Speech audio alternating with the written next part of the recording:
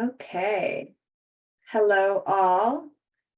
Good afternoon or good morning, depending on where you're joining from. You are in the NCAPS webinar titled Using Asset-Based Community Development to Support Children Involved in Mental Health and Child Welfare Systems. We are glad to have you here. I will begin by introducing myself and providing a brief visual description. My name is Bevan Croft. I am a white, middle-aged woman. I have blonde hair up in a bun, and I am seated in my home office where there are many potted plants and a window behind me with leaf-patterned curtains. I am pleased to present this webinar along with my NCAPS co-director, Sashka.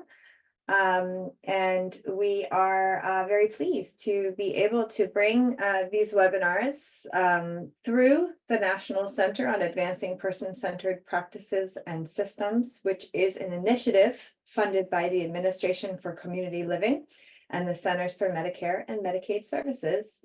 And it's administered through the Human Services Research Institute.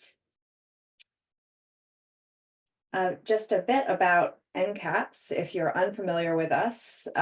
We are a technical assistance center that works to promote systems change that makes person-centered principles, values, ideas, not just an aspiration, but a reality in people's lives.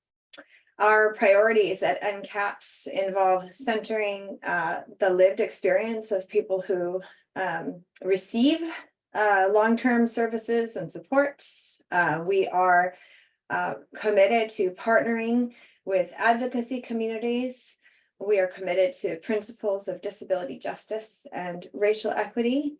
And we are particularly interested in promoting cultural humility and competence, and also recognizing that a person-centered approach means that systems should collaborate with one another to provide adequate supports. So those are just a few of the things that we prioritize here at NCAPS. A couple of logistics for the webinar today. This is a webinar format, so everyone is muted. You are more than welcome to use chat to interact with us as well as with one another.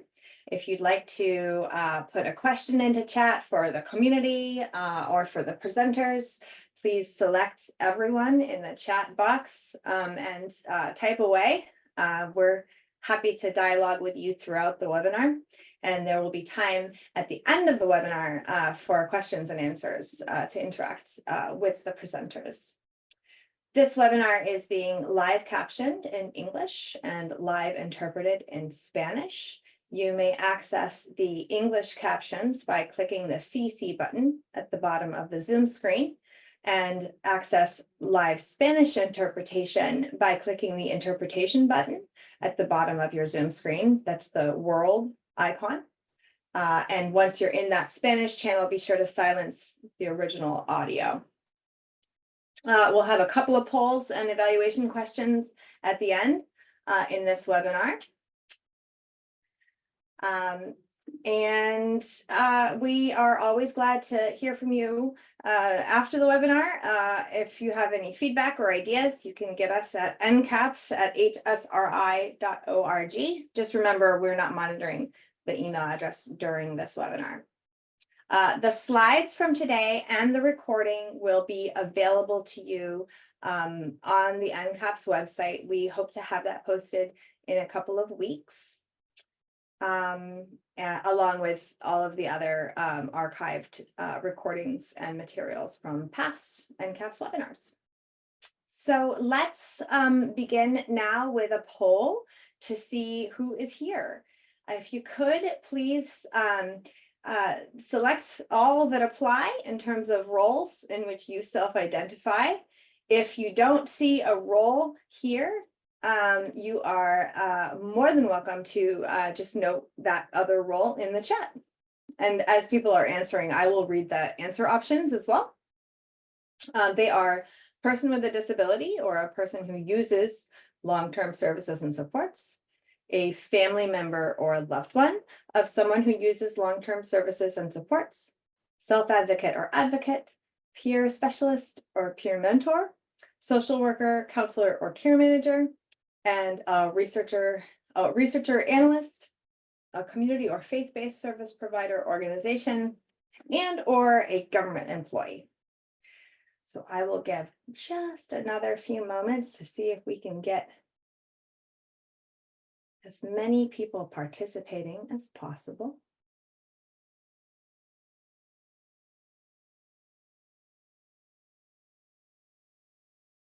Okay, that's pretty good. We can share the results here. It looks as though we have a lot of different roles represented this afternoon. Just shy of half of you are government employees.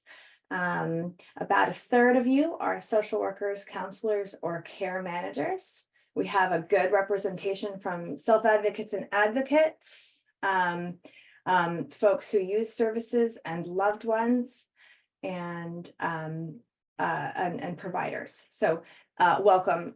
We are so glad that you're here, and excited to jump into the conversation. So next, let me introduce to you our four speakers. First, we'll be hearing from Bob Francis. Bob is currently a social justice consultant who provides assistance to nonprofit organizations in the areas of criminal justice policy reform, community development, and coalition building. He's adjunct professor at Fairfield University, and he facilitates a seminar for for-profit leaders transitioning to the nonprofit field at the University of Connecticut School of Public Policy. Bob is a board member of the Asset-Based Community Development Institute at DePaul University. After Bob gives us an overview of some key concepts for the day, we will hear from Diaman Hargis. Diaman is a faculty member of the Asset-Based Community Development Institute, and Diaman's role is to listen and discover gifts, passions, and dreams in communities and find ways to utilize them to build community, economy, and mutual delight. Diaman describes his role as a social banker, utilizing intangible currencies that are cultivated by human assets and relationships to build abundant community.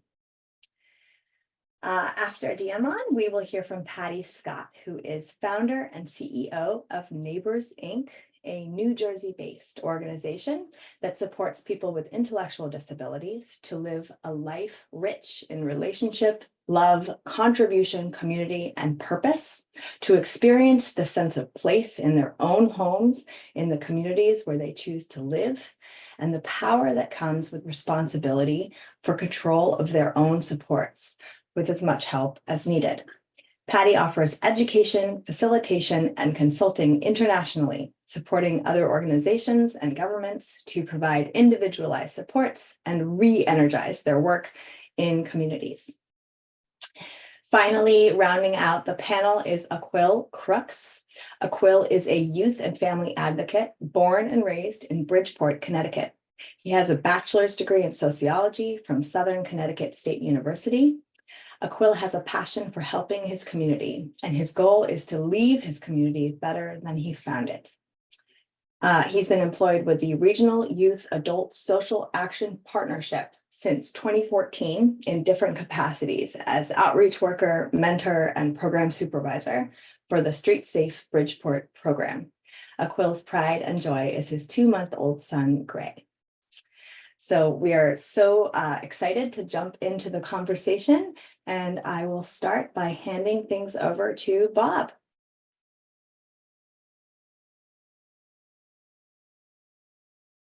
So, good afternoon, everyone. I would love to be seeing your faces right now, but that not being possible, we're going to do this webinar, and you'll just get to look at me, and I can't look at you.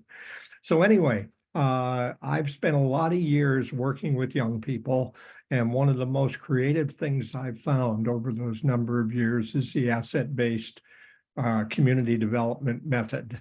And what I'm going to try to do today is I'm going to give you just some brief instruction on ABCD work, and generally how you move from a needs-based or pathological-based paradigm to moving toward a gifts paradigm.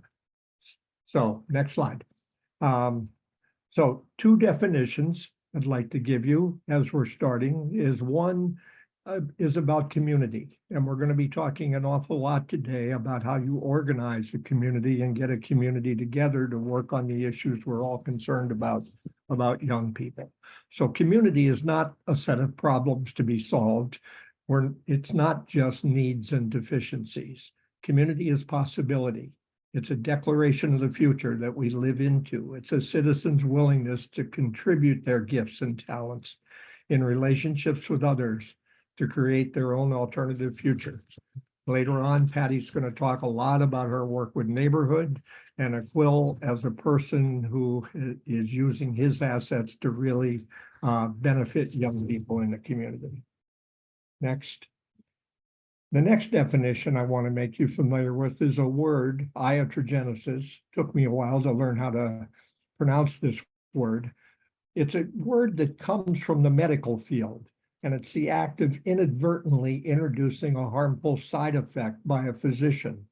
The medical field is really the only field that labels its work as having possible negative side effects. As social workers, community workers, youth workers, things like that, we should also present our work with some type of a warning label. For example, in working with young people with mental health problems, we need to be very aware that we don't want to label these young people and we don't want to stigmatize them. You know, stigmas can last a lifetime and they can get people in trouble. You know, someone with a mental health issue who has been pulled over by the police. Sometimes take an autistic child, for example. If a policeman ends up putting his hands on that child may react violently. And if they act violently, they're going to get arrested and possibly incarcerated. So we should label our work that way. Next. So what we're going to do is we're going to take a look at how we usually look at our communities and communities of young people. And it's a bunch of needs, everything from learning disabilities to not doing well in school, to teen pregnancy, unemployment, anxiety and depression, substance abuse, mental health issues, suicidal, being homeless, abused and neglected, belonging to gangs. I want you to take a second and take a look at this map. And as you take a look at this map, think a little bit about how, if this was the only way you were being defined, how would it make you feel? My guess is, if I looked at a map like this and this was the only way I was being defined, I might feel hopeless. I might feel if you're defining me this way, it could be a self-fulfilling prophecy that I'm going to turn out this way. If you're defining me this way, I might as well behave this way. So we want to move away from this being the only way we define young people. Yes, young people have these needs and they have these problems, but more importantly, they have gifts to give. Next slide. So as we look at an asset-based community development methodology, we're looking at 6 areas of gifts. 3 of them are shown here. They're the gifts of individuals, all the people who live in all the young people who live in a community, the artists, the people that have been labeled as delinquent, substance abusers, depressed, whatever, elderly people, the stories that people bring, those are the gifts of individuals. And the next level are citizens associations. Those are all the places in a community where people take their gifts and they volunteer and they work to make the community a better place. And I'll talk a little bit more about those later. And then we have all the local institutions. We've got government, we've got hospitals, we've got schools, colleges, human service agencies, libraries, parks, and businesses.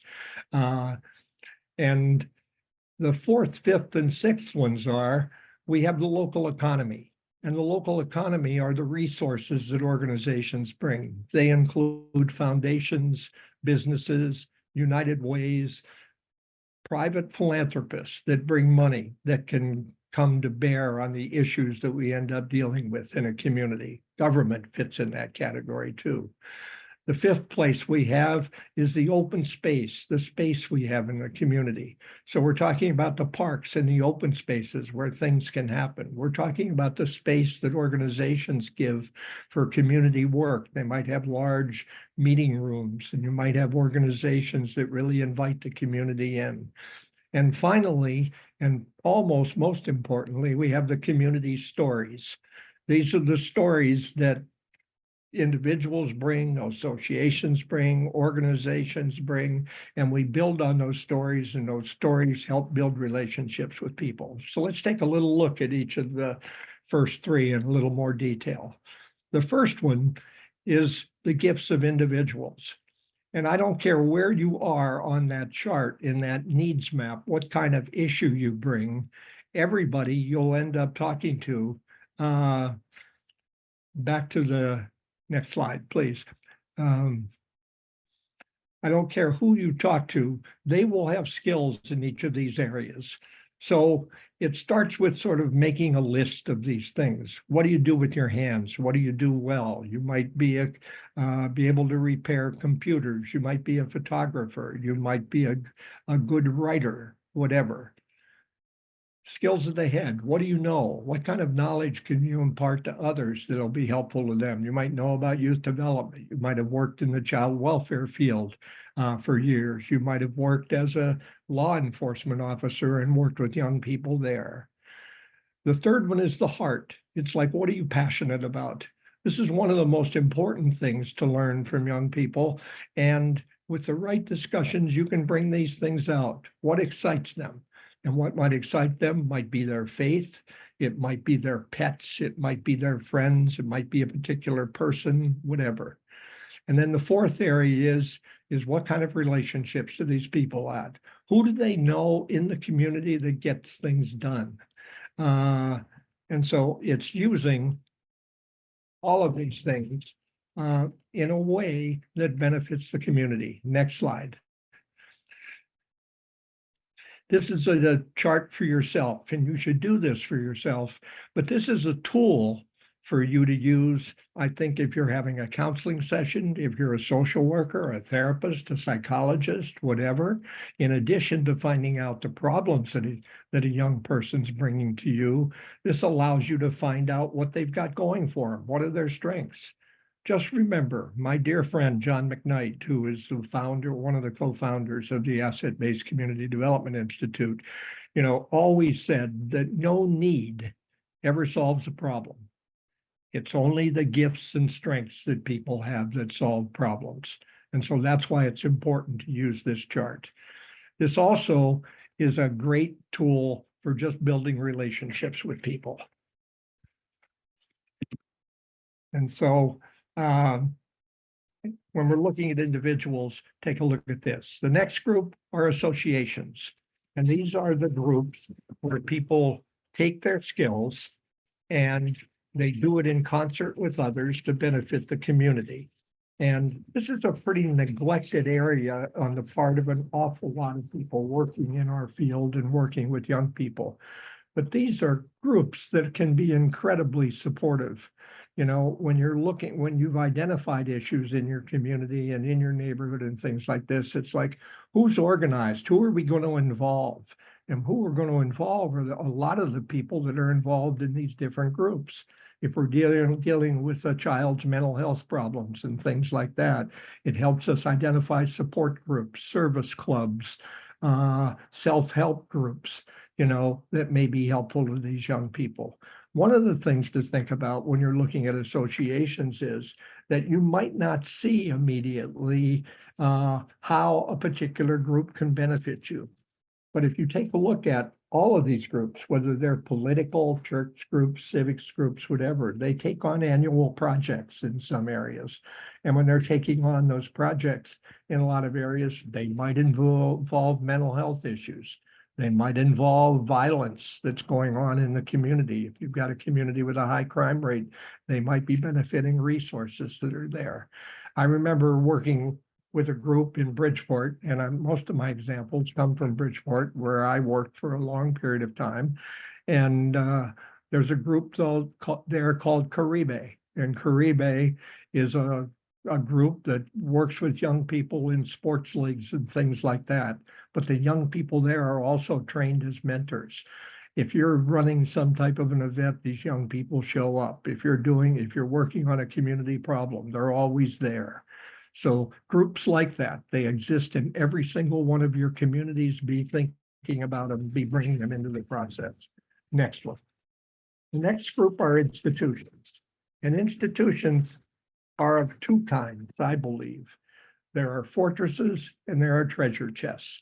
And by that, I mean a fortress institution, whether they're a hospital, formal government, a human service agency, a library, whatever, is one that keeps it to itself. It keeps its resources to itself. It doesn't share those. We had a school in Bridgeport where I worked, Jetty Tisdale, that back 20 years ago or so was a true treasure chest. You know, it was a school that opened up at 6 o'clock in the morning, and it provided childcare for people that had to go to work early. It provided early education. If the children were just tired, they had cots, and young people could go there and take naps and things like that. Those schools closed about 10 o'clock every single night. They provided ESL classes to people in the community learning English.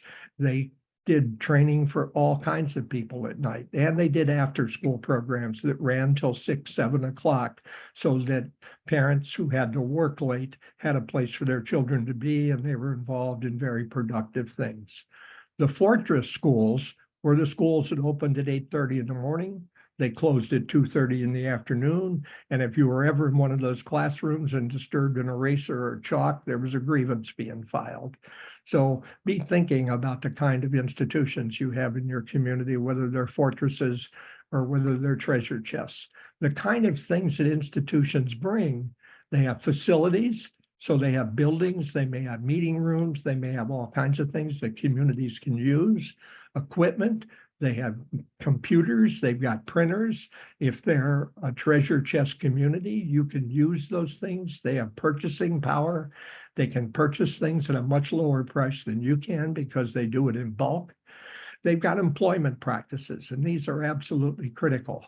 You know, these are practices where they can employ people from the community.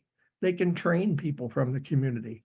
Bridgeport Hospital in Bridgeport, when it was working with the east side of Bridgeport, which is a very tough neighborhood in our city, opened up their doctor training and their nurses training to people in the community. So you could come and learn about cardiac arrests, and you could learn about diabetes, and you could learn about sickle cell anemia, and you could learn about HIV and things like that, and be aware of that. And you could develop your own prevention programs. Employees and their skills are a lot of the employees of institutions are on boards of directors, and a lot of these are powerful people with clout who can open doors for you. A lot of young people, a lot of community people don't have that kind of clout, but this is where institutions can help them out. And of course, they've got financial resources that they can benefit the community. Next slide.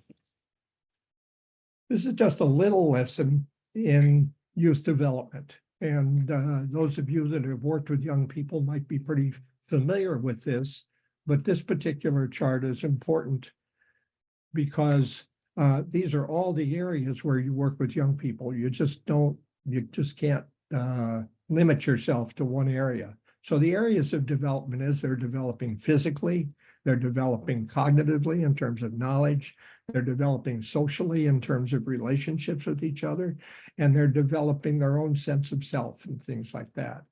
Where do they do these things? They do them in families, they do it at schools, they do it in the environment, they do it culturally with the groups they're with. Most of our communities are multicultural. They do it in the community with community groups, and they do it with their peer groups. And if you're 12 years old, 14 years old, 16 years old, 18 years old, 21 years old, you're approaching all of these issues quite differently. And their sexual orientation is important, because they present particular issues, male, female, LGBTQs. So when you're doing those needs assessments with young people, when you're doing those assets assessments with young people from a youth development mode, you've got to be looking at all of the things in this area when you're working with them. Next, please. So, engaging young people in the process is absolutely critical. The people that know the most about these issues, and you'll hear a very live example later in this process when Aquil tells his story and gives his presentation.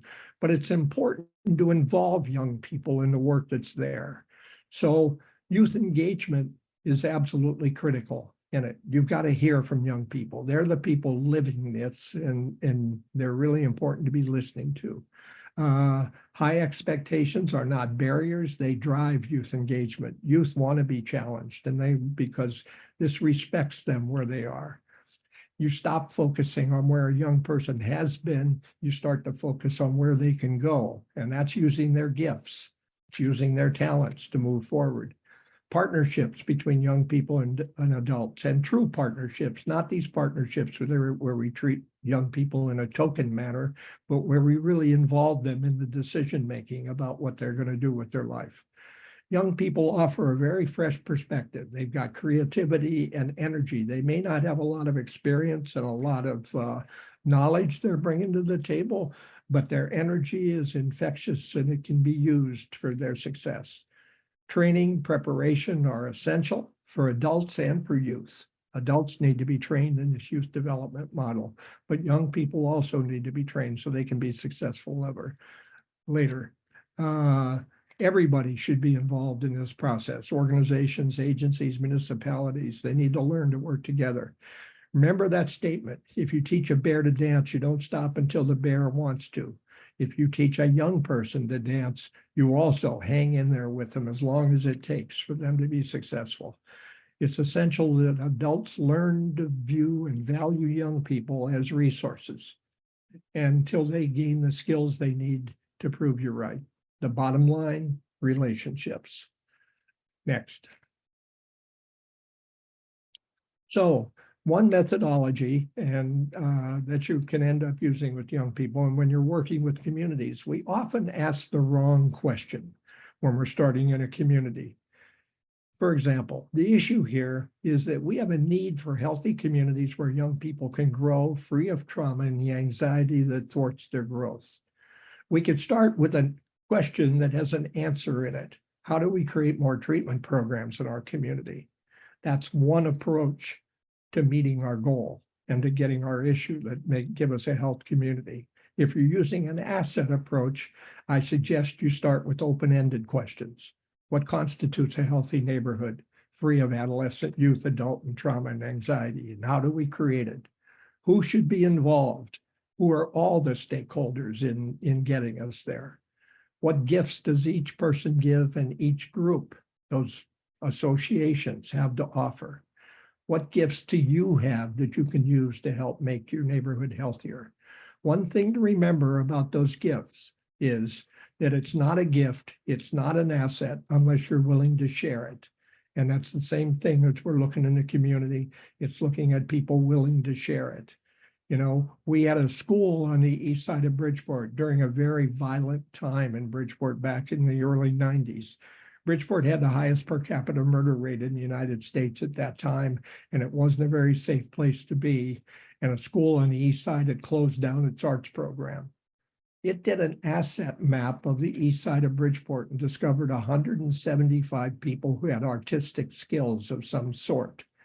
And over half of those were willing to volunteer their time at the school to make things happen.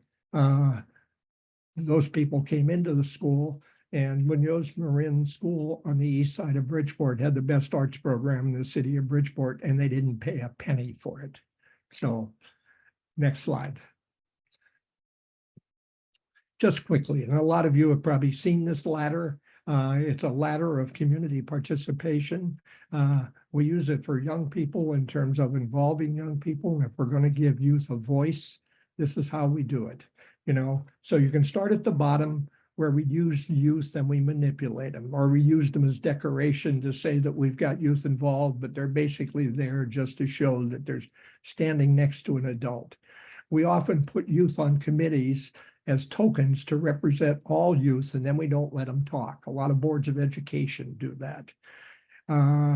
We consult with youth. We start getting into more powerful methods of working with young people, is that where we inform them and we get them onto committees.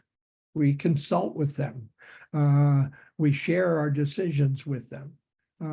We then get to the real meat of the thing, where we set up programs where young people can initiate programs and direct them themselves. Youth initiated shared decisions with organizations, and we can do that.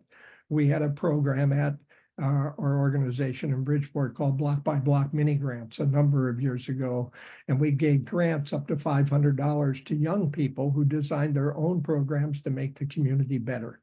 We gave away about $10,000 a year doing this, and we had some incredible programs developed by young people. So I'm going to stop here. This is your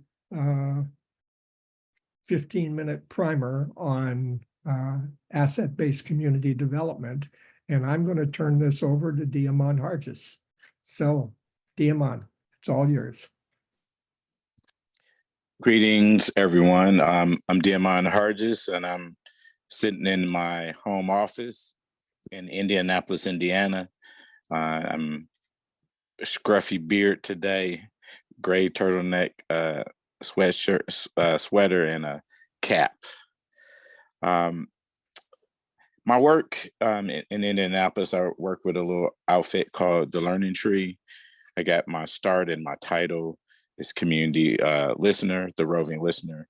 And that started about 20 years ago, where my role and call is to listen to the gifts, talents, dreams, and passion of every person who lives in the life of my community, find a place for those gifts, and celebrate those gifts in ways that cultivate community, economy, and mutual delight.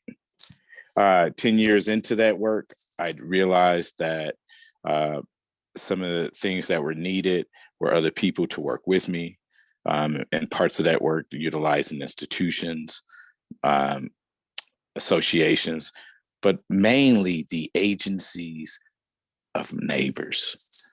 And so I won't go in too much far because there are two great stories that will illustrate that, but I'd like to prepare you to listen, and a way to think about listening as an entryway into building relationships with people who care about the same thing.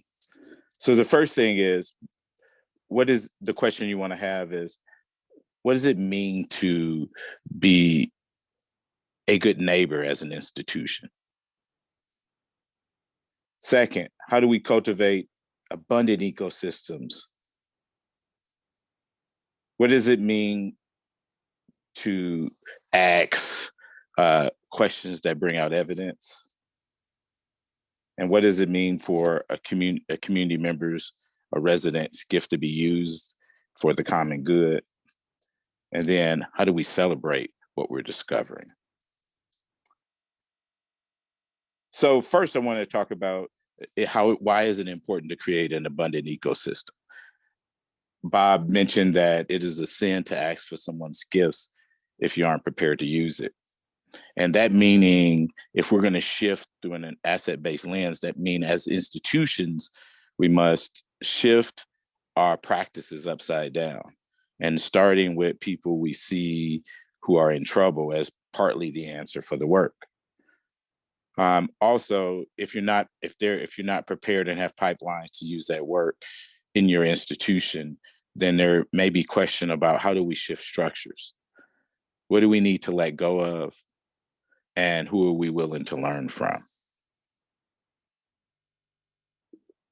One of the ways that institutions can be good neighbors is to look at archetypes.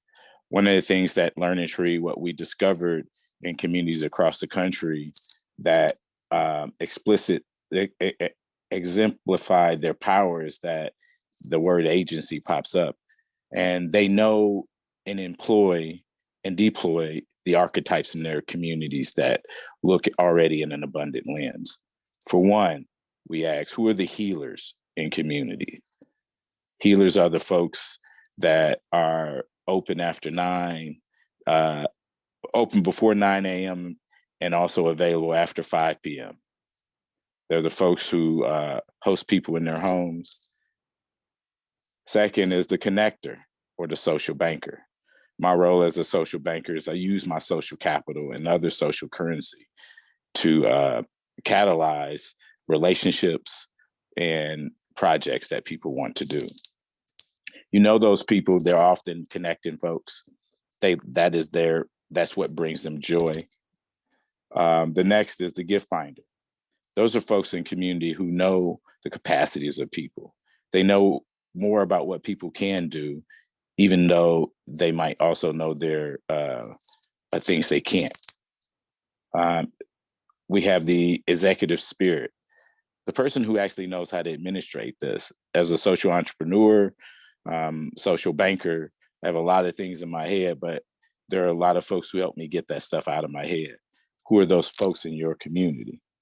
They like to keep lists. They like to organize things. They're always good at communicating. The other is the imaginator, right? And an imaginator, especially for institutions. I worked in a project in Georgia called Real Communities, and it had a good run for a long while, mainly because there were a lot of imaginators at the table trying to figure things out, how people might become their best selves and use their gifts in community. The other thing is, how do we ask good questions, right? When you're listening to the 2 stories coming up, ask, what does it mean to embody what they do in places you work and live? And a good asset question is, what can you do that you can teach somebody else how to do? Or what brings you joy? Or what 2 people besides your higher power walks alongside you?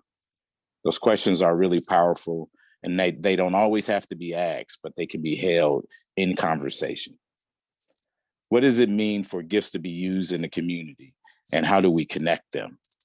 One of the things we have is on our team is a storyteller. His name is Wild Style, and we utilized him for the larger ecology because he has a really good platform, and he is the biggest news in our place. And you know, when we started to ask him what his gifts was, he talked about being a mechanic. But one of the things he didn't realize is his gift for artistic ways. And so we figured out how to connect them to people in the city. And the thing he often talks about is affordable housing. And by his storytelling and connecting them to a larger infrastructure, cities were able to use his work to shift policies about the stories he would tell about community.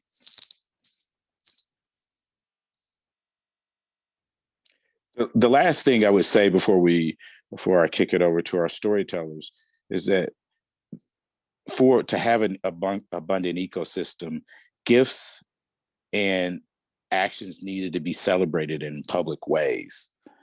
One of the things that we do at Learning Tree, and 10 years ago, we had no idea we would be doing this, but we're doing a community-led development, affordable housing project.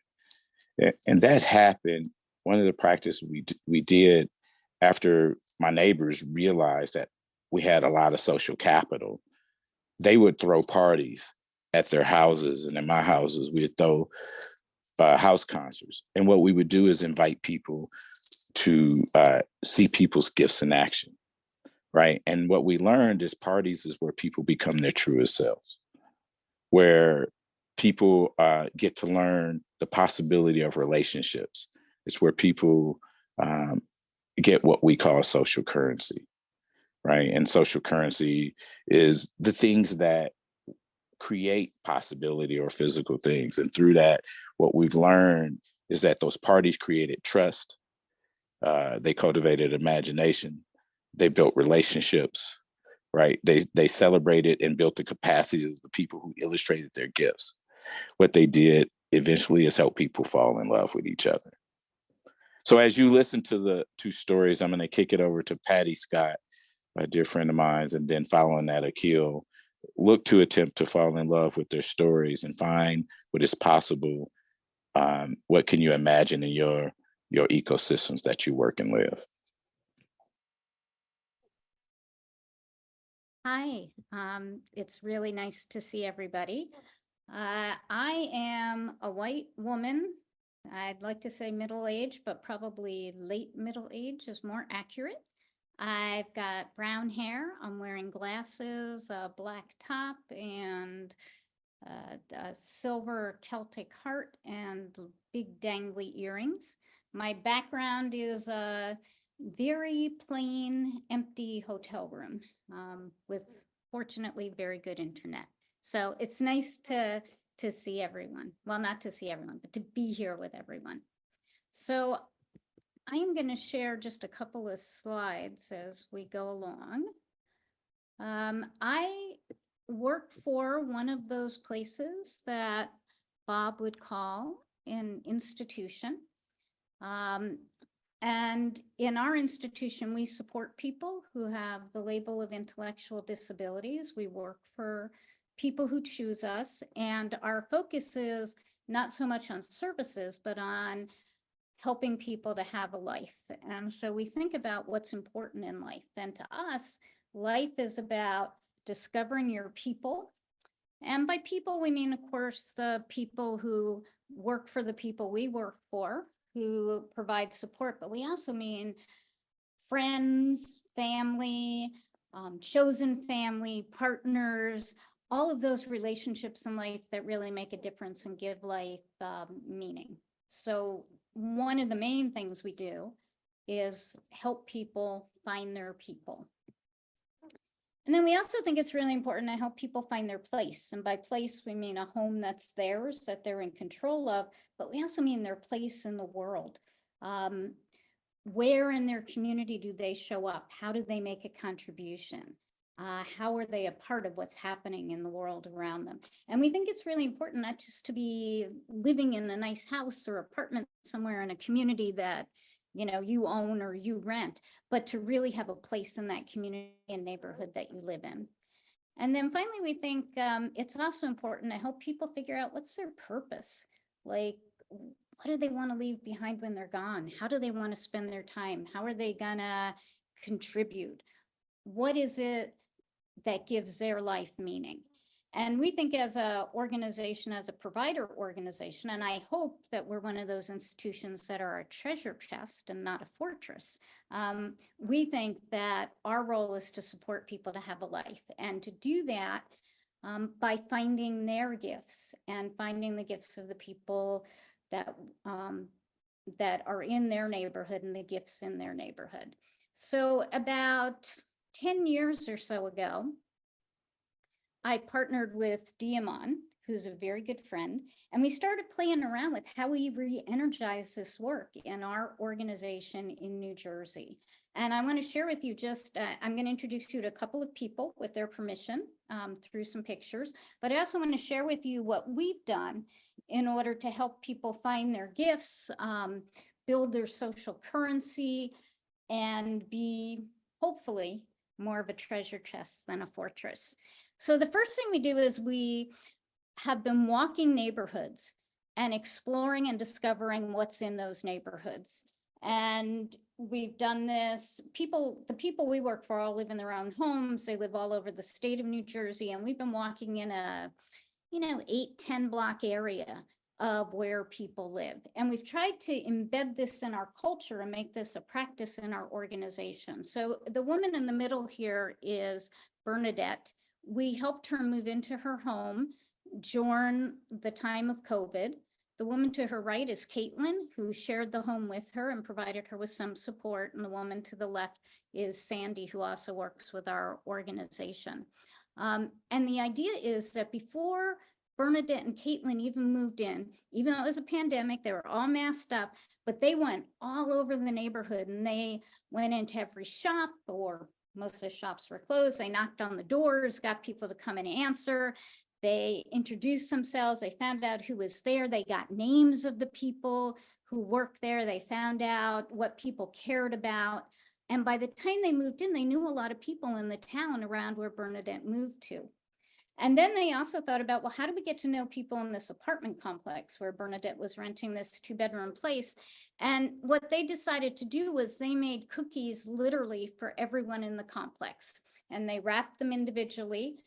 Bernadette put a tag on them called New Neighbor Greetings.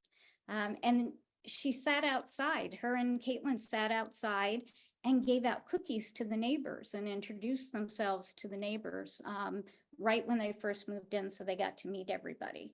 But this is part of what we think is really important is 2 or 3 things. One is to embed this practice of meeting everybody, making connections, finding who's there, finding the gifts, doing that as soon as someone's going to move into a neighborhood, but also doing it whenever any new people start working for someone. So whenever Bernadette gets new staff or grows her team, and the first part of their onboarding is walking around the neighborhood and getting to know the neighborhood and finding the gifts in the neighborhood. And we want this to be all about no outcomes. There's no outcomes anticipated. It's just about discovery and finding the gifts that are there and getting to know people.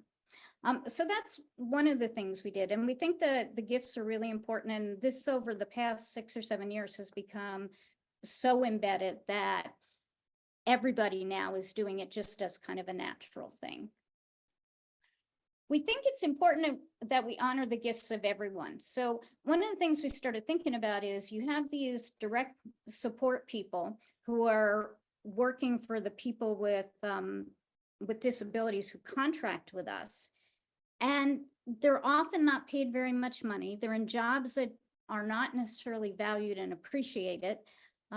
And we want these folks to go help other people find their gifts, share their gifts, and be valued and appreciated. So what we started doing was figuring out how we can honor the gifts of everyone. We're out there trying to figure out what are the gifts in the neighborhood, where the people we work for, we're trying to help them find their gifts. We decided as an organization, we needed to make that same commitment to the people who work for the organization. So we're trying to find the gifts of everybody there. And then we're trying to support people to share their gifts, whether it makes sense in their work or not. Maybe we can support them in another way to share their gifts in the community where they live. So the woman on the left is Marilyn. She's someone we've worked for 25 years now. The woman on the right is Legina. Legina works for Marilyn. And it turns out both of them had these gifts that they really cared about and were interested in. And Marilyn's is art. She's got some other gifts as well, but she particularly loves art and painting. And it turns out Legina, we didn't know this until we started asking the questions, but she is an entrepreneur who has a small business. And she makes salads, and she makes really awesome salads and caters places. So we gave Marilyn and Legina a grant, a small grant, a few $100s. And they used it to host what they called the sketch and salad night in their neighborhood. And they invited some of the neighbors, well, in Marilyn's neighborhood, they invited some of the neighbors, they invited some people Marilyn knew, they invited some people Legina knew. They had maybe 10 people show up. Marilyn used her money to buy all kinds of supplies so that the people that were invited could sketch. Legina used her part of the money to buy the ingredients for the awesome salads that she made. And it turned into a really wonderful event. And then they did it again. And they invited all the people who came the first time to invite a guest to come with them the next time. And they've continued to do this and have these sketch and salad nights. And it's enabled them to meet people, but it's enabled other people in Marilyn's neighborhood who are into art and who have the gift of art to have a chance to share that and to connect with Marilyn around that as well. And so this is another practice we developed of what we call it is probing and prototyping, trying things out. So if it seems like a good idea to try and sketch and salad night, let's try a sketch and salad night. And if it turns out to be a good idea, do it again. turns out not to be a good idea. We've lost an evening and a couple, a small amount of money, and we move on and we try something else. But we think having a culture and a practice of encouraging trying out new things, what we call probing and prototyping, is also an important practice for innovation to happen and for people to get connected in their communities. So Candace is on the right here. Kim worked for Candace, and when Candace moved to her neighborhood, one of her gifts is she loves to walk. I mean, she just loves to walk. And there's a great park in her neighborhood.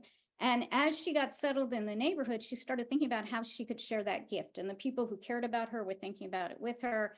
Kim, some of the other people that she knew in the neighborhood in which she lived. And what they decided to do was something they called the Candace Cares Walk. And they hosted this 2.5K, I think, walk. It wasn't that long. It was around the park that Candace loves to go to. They invited people in the community. They invited people from Candace's church. They invited people from Kim's church. They invited neighbors. And all together for the inaugural Candace Cares Walk, there were about 50 people there. And they set up little tables and gave out drinks and gave out little gift certificates for people who, registered the most people or whatever they gave the gifts for. But it was a lovely event. It was a couple of hours. It was on a Saturday. A lot of people walked. But what was most important was Candace connected with other people who cared about what she cared about. And Candace became a cultivator of what was happening in that community and started this ongoing walk. They call it the annual walk. Unfortunately, right after she started it, it got into the pandemic. So then it got put off for a little bit for the second annual, but they've gotten back into it now. So this is part of the work that's come from Diamond and I doing these things together. And this is another one of the practices. Another practice we've been thinking about, and another thing we learned, is we need to celebrate failure. So people were afraid oftentimes to probe or prototype. They're like, well, what if we lose that $200 and nothing good happens? And we'd say, okay, that's okay.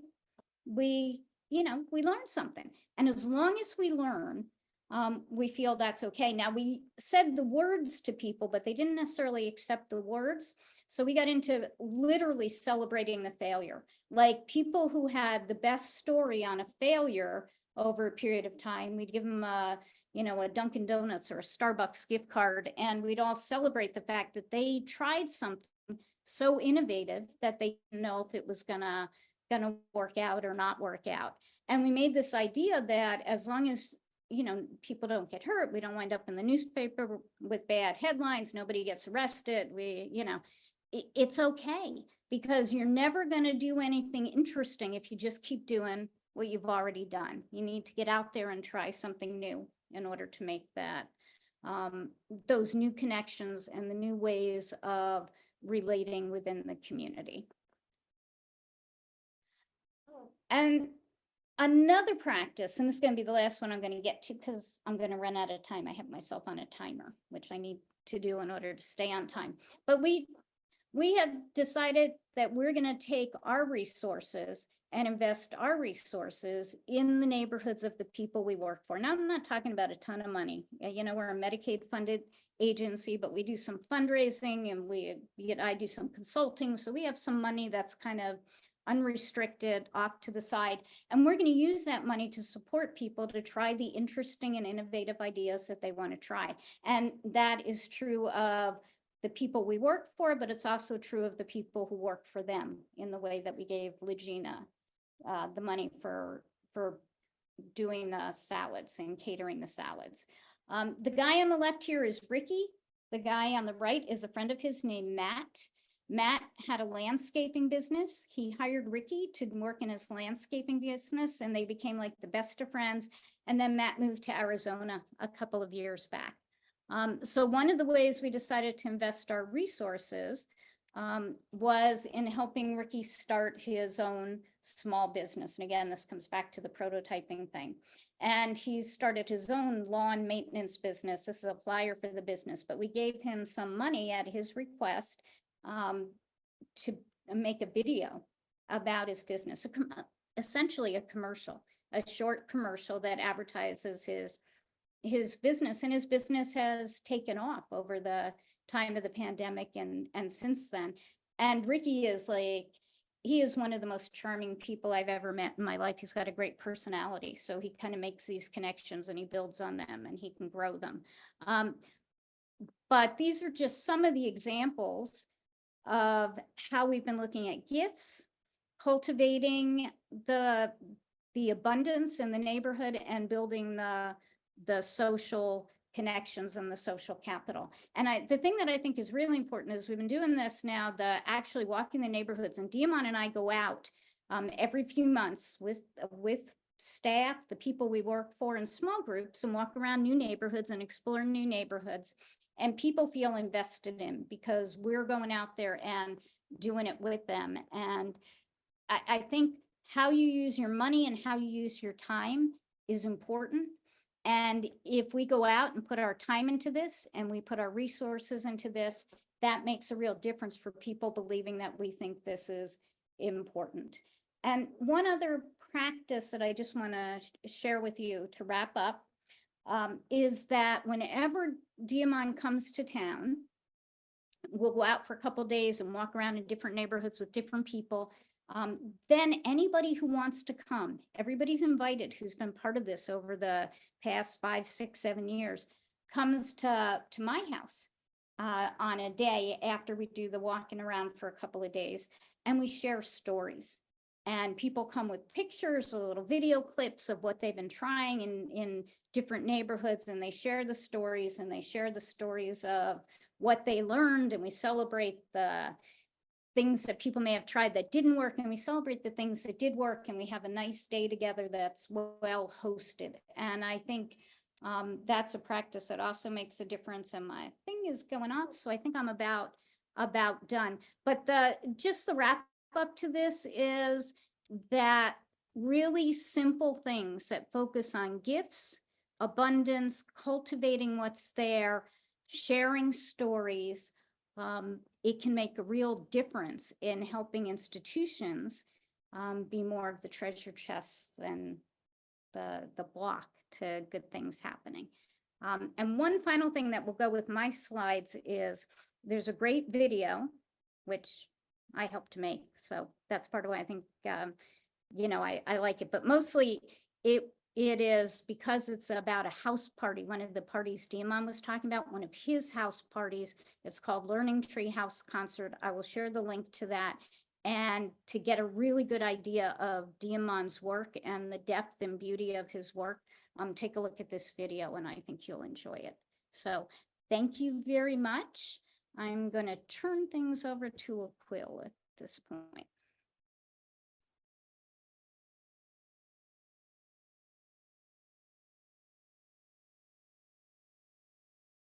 Good afternoon, everyone.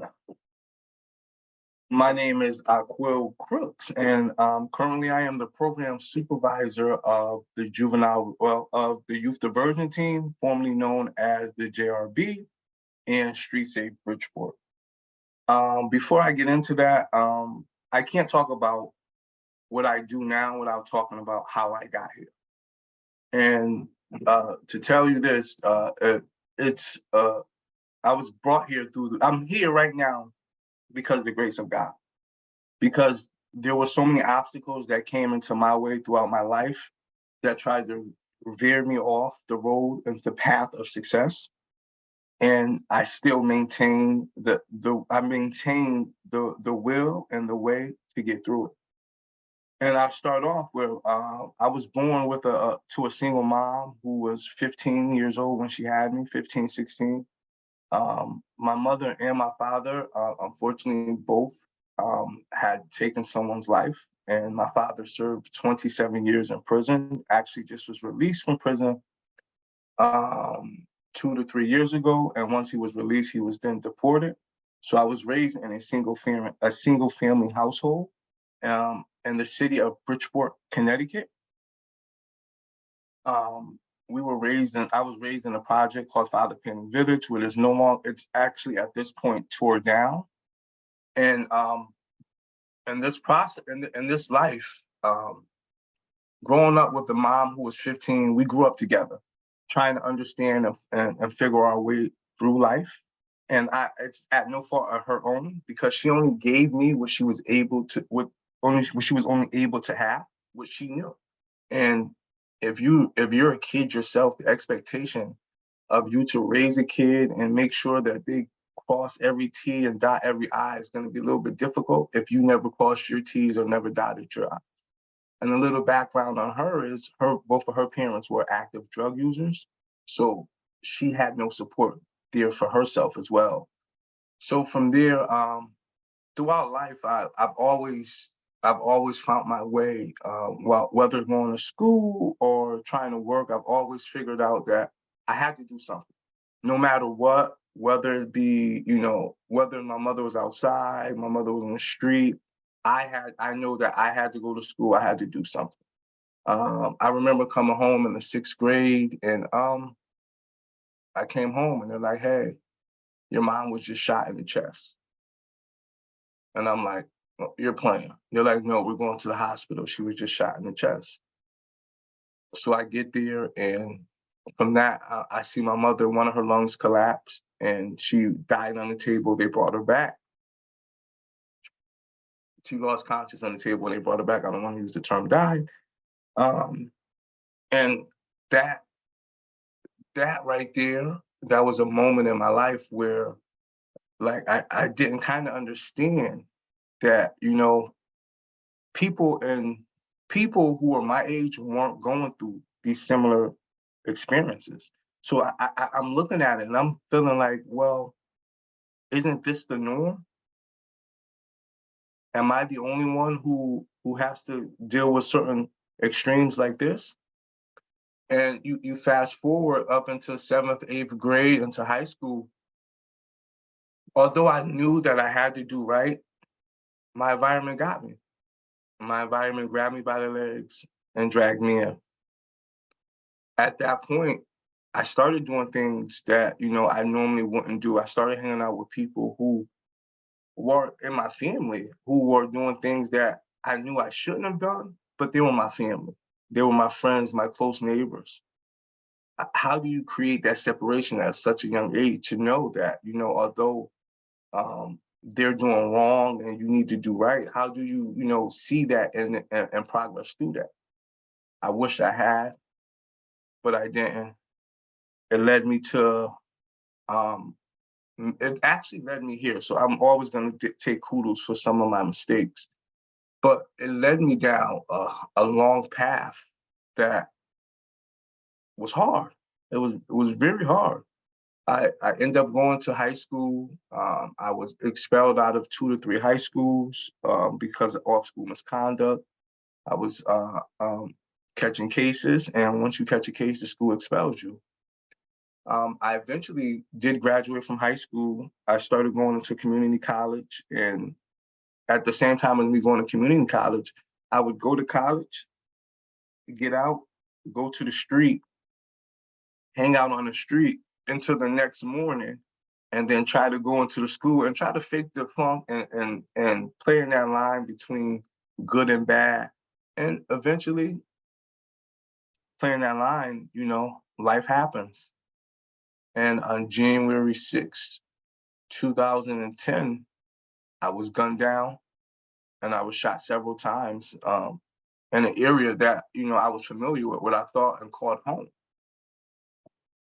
And from that point and that moment, after I was shot, I was treated like a suspect, brought to the hospital as if I was the perpetrator. And then that eventually led to me being incarcerated. I was arrested on $1 million bond. I was charged with RICO, which is Organized Crime Act. I was sentenced to 5 years in prison. After being released from prison, there's somebody on this call that, that went before me, gave me an opportunity. And as I was released, I went in, let me go for a story, for context. I was released from prison, and my uncle actually came to me. And my uncle's like, "Hey, Aquil, come with me to this group. It's from 6 to 8. And I'm like, on a Tuesday. I was just literally released on Monday. He's like, hey, come with me to this program from 6 to 8. I have a bracelet on and I have to be in the house at 9. I said to him, not only to myself, I said to him, I don't think I'm gonna waste my last 2 hours going to a program to listen to somebody talk. Like, I just was in prison. I think I want to enjoy myself and be outside. He wouldn't stop. He wouldn't stop nagging. He wouldn't stop nagging. So I went. The program is called Hang Time. So I ended up going into Hang Time, and it was healthy debate. If anybody that knows me, I love the debate. I love the challenge. And with these healthy debates, we were going in. We were talking about things from Russia to reality TV.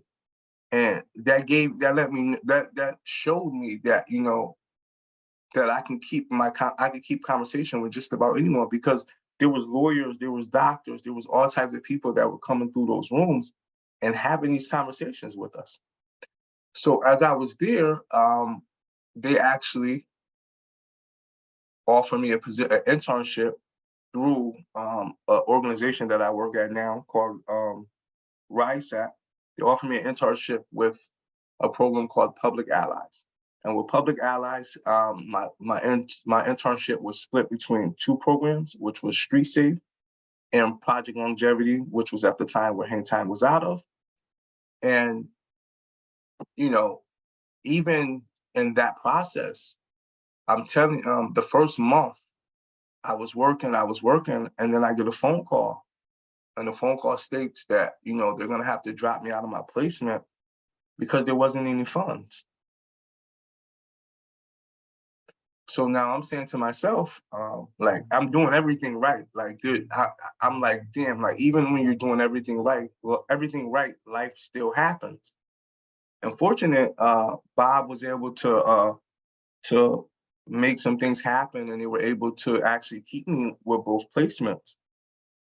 And with both placements, I end up being hired at actually both of them. And from to this day, I'm still actually at one of them. But in the process of that, in 2018, if anyone knows the state of Connecticut, there was no state budget. So a lot of nonprofits had to shut down. And when the nonprofits shut down, Street Safe was one of them. I was actually able to get a position with Connecticut Justice Alliance. At the time, it was Connecticut Juvenile Justice Alliance. And part of that work, I ended up becoming a justice advisor. We end up actually having to working to close the Connecticut state facility that we had in Connecticut that we housed juveniles in. We also did some national work, meeting up with some people from California, I believe Louisiana, Virginia, Maine, Mass, going to different areas trying to end the incarceration on all youth. And not only, it's typically what people hear in incarceration and close down these facilities, in their head, they're like, hey, we're gonna do this and we're gonna just let them go.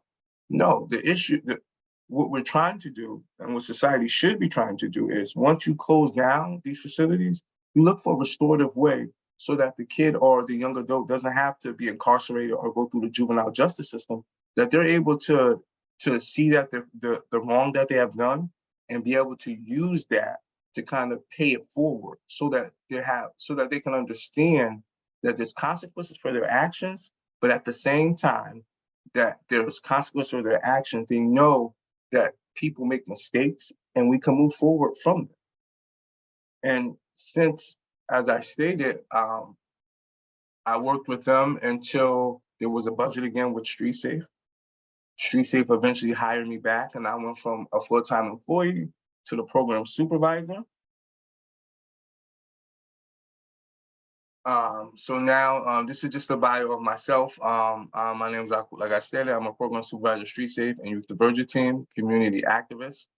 I'm a former member of the Connecticut Justice Alliance. previous community liaison for the state attorney's office. Part of the project longevity it was actually being run out of the U.S. state's attorney's office. So not only was I someone who was coming from prison, I was someone who was coming from prison and then still working in the U.S. attorney's office.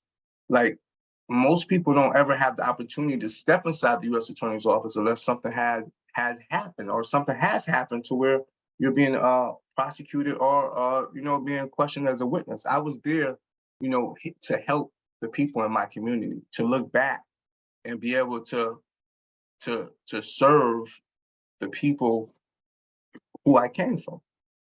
I was a youth mentor. I got my bachelor's degree in sociology in this process. And I want to commend the work, because the work not only, I'm going to go into the type of work that StreetSafe is and the type of work StreetSafe does, but I'm not only working with the kids in the community, I'm working on myself. It's helping me be a better person.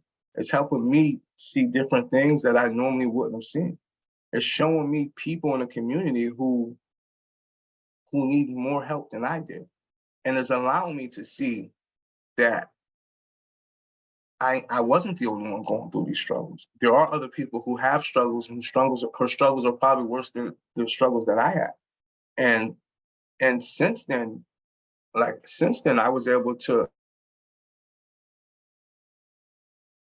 I got my pardon. Since I have my pardon, I got enrolled into the master's program.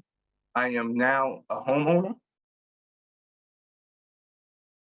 I have been able to break cycles and different generational curses that my family has been going through for years. Next, please.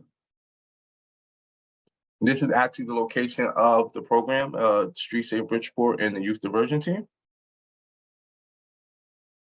StreetSafe mission is aimed to contribute to the reduction of violence primarily in Bridgeport by focusing on implementing intervention focused on prevention, intervention, and suppression within approximately 5 of the city's most active groups, gang neighborhoods disproportionately affected by violence. The purpose of StreetSafe Bridgeport was established to motivate and empower young people directly affected by group and gang life by mediating their individual conflicts, supporting their personal growth, and connecting them to transformative opportunities. We are committed to support proven risk individuals, PRIs, to be safe while they develop their education, employment, and life skills. What is YDT? YDT is short for the Youth Diversion Team. There is a link in the Dropbox. The link is a quick video of some of the work that me and my coworkers did. We were just being recorded just to have a little sound bite. What is YDT? The YDT is a positive and meaningful alternative to juvenile justice system for those who have committed minor delinquents acts, who are experiencing issues in school or at home. The YDT aims to keep youth out of the juvenile justice system. The program focuses on strengthening the youth's ties to the community by providing support and positive role models in order to prevent them from reoffending. Once the YDT has verified that your child is eligible to participate, they will reach out to you via phone or send a letter to your home. Since the YDT is a voluntary case manager, YDT is voluntarily, a case manager will explain the process to you and ensure that you are willing to move forward. If you are not, the referral will be returned to referral source. If you are interested in participating, the intake coordinator will arrange a time for an intake where they will gather information about the offenses in your child, including demographics, family, school information, as well as needs and strength. The intake coordinator will arrange a circle meeting for a further date. Typically, they're held in the afternoons. At these meetings, a group of community volunteers, to include the case managers, who will discuss with the youth and your child the offense and come up with a collaborative plan of interventions. The volunteers that sit at the panel are adults who live and work or serve in the community and want to help youth get back on the right track. The case manager will make the appropriate community referrals, beginning to check in with you and your child. Typically, cases remain open for 3 to 6 months, depending on the specific needs and intervention. This is a prime example of us being able to use a restorative lens and actually help these kids who are in need. Instead of, if I do something wrong, if our kid does something wrong, instead of us punishing him, let's show him why he shouldn't do this and give him something else that he can do so that he's not doing that again. Because when something is broken, the only way to move forward is to fix it. The YDT uses principles from balancing and restorative justice. The youth can take responsibility for his or her actions. The aim is to not punish the youth, but to repair the harm done to the community. Move the youth from being a liability to being an asset within a community. Treat any underlying needs the youth may have that may be affecting their ability to succeed. Focus on the strengths of the youth. Right here, each of these are different projects or neighborhoods in the city of Bridgeport. At the top left corner, we have the Greens Project homes. To the right, we have PT. At the bottom, we have Trumbull Garden. And to the right, we have the East Side. Yeah, to the right, we have the East Side. Service and delivery approach. Program and services needs are identified through an initial evaluation assessment with a program coordinator that works side by side with the outreach worker to provide proven risk individuals with consistent case involvement, a relationship that they know exists regardless of his or her actions, and that they can count on whenever they feel like having a conversation or companion. And that, as our outreach workers, they're 24/7. We answer the telephone call. We answer the phone at all night, at all times. Like there's not a phone call that that goes unanswered. Continuous motivation through the ability to relate to their circumstances, giving them hope by offering possible solutions and connecting them to resources. Guidance, identifying choices, bringing awareness to not only their circumstances, but also their choices and consequences of both. Assisting addressing barriers with education, guidance, and resources. A new, something that's probably not in the slides that we've been working with is CBT. We've been trying to use that to kind of build a system within the youth so that they can understand, and before they make these decisions, that they can just sit back and think, because sometimes it's only a 10-second thought that can change your whole life. The wrap up around model. We have it's the PRIs, and then it's everybody in the community. We have Street Safe, we have probation, we have families, we'll have different organizations, people with mental health services, the workplace, housing, because you can't work with a kid and work on one aspect and say that I'm going to work with you to help you with your behavior issues, but you're going home and you have nothing to eat, or you're going home and there is no home, or you're going home and there's no one there that's working, so you can't be supported, or there's certain things that you can't get done. So if you don't have a wraparound service, then we're all failing our kids, because granted, they're not your kids, they're our kids. The wraparound is a collaborative planning process aimed at helping clients by putting together a team in order to meet their complex needs. This team is comprised of the client's family, SSB, and partner formal or agencies. This team develops a strength-based, individualized plan for meeting the client's needs through a variety of resources and convenience, frequently to measure the plan's components against relevant indicators of success. Service and priorities and standard goals. Job readiness and employment. Assist participants in enrolling into job training programs and their employment. Preparation and retention. Because one thing we always do is you get a kid a job, but everyone's not ready to work. And if you give him a job, how's he going to keep it? Because you can show him how to get it, but how are you going to show him how to keep it? Are you going to let him know that he has to be to work every day at 8 o'clock and not 8:30? Or does he think that, well, I had to be to work at 8 o'clock, I can come one time, I could go the first day on time and the rest doesn't matter? It seems like a dumb question or a dumb statement, but a lot of these kids in our urban community, they just don't know. Education, empower PRIs to advance or resume their education. Education is the number one thing that we worry about, because we have people who actually who are 23, 24, and they're still trying to pass their GED exam. And they're like, well, hold on, if I would have just finished this in school, I wouldn't be here. And I would be working on my career and working on how I can get money instead of working on my education. And not to say that college is for everyone, because college is not from everyone. College is, for people who are in college. But if you don't experience it, if you don't try it, you don't know it's not for you. Housing, guide PRIs through a process of securing safe and stable housing. Everyone wants housing, but we know everyone can't get housing. So, we're not going to lie to you. With housing, all we can do is refer you to a housing program. But if it's an immediate need like, if you're going to be homeless, we'll do whatever we can to kind of help you get through that process. Legal services, court appearances, advocate and probation, parole, liaison.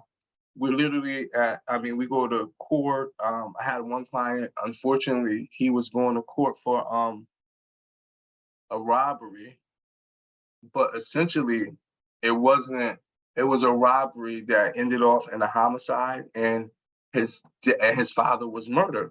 So in that process, we had to discuss ways to which we can help him do that, help him navigate through the legal services of that. Health, promote physical, mental, emotional wellness. We take all our clients to the gym. We have a gym membership. Anytime they want to go to the gym, they're there. We advise all our staff to talk to someone, to speak to a therapist, because if we're broken, how could we fix someone else? Unless we identify. Recreation, engage PRIs in activities that foster pro-social behaviors and positive peer relationships. People, places, and things are a number one killer to everybody in our community. And it's not to say that your people, places, and things, if you change that's going to automatically change the success of your life, or change, and that's quote unquote, or it's going to actually change the direction of your life. No.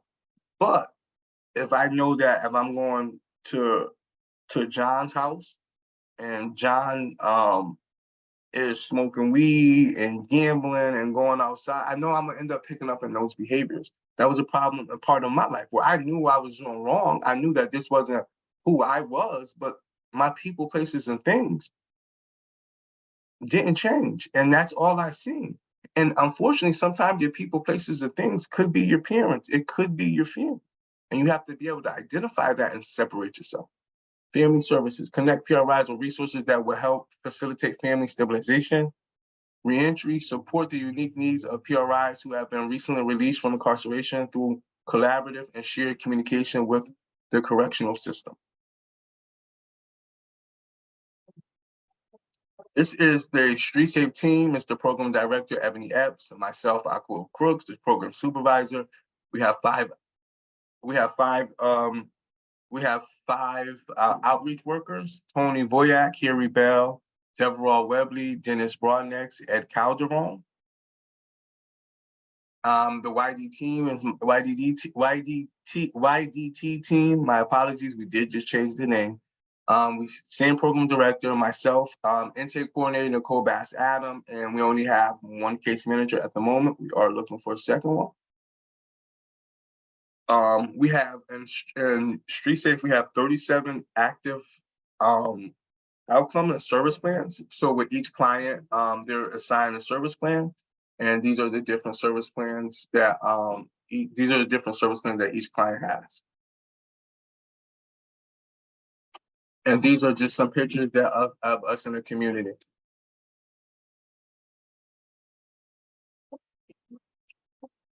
And then this picture, so part of what we do is we go to the police academies. We give all for the police academies. We go to the police stations.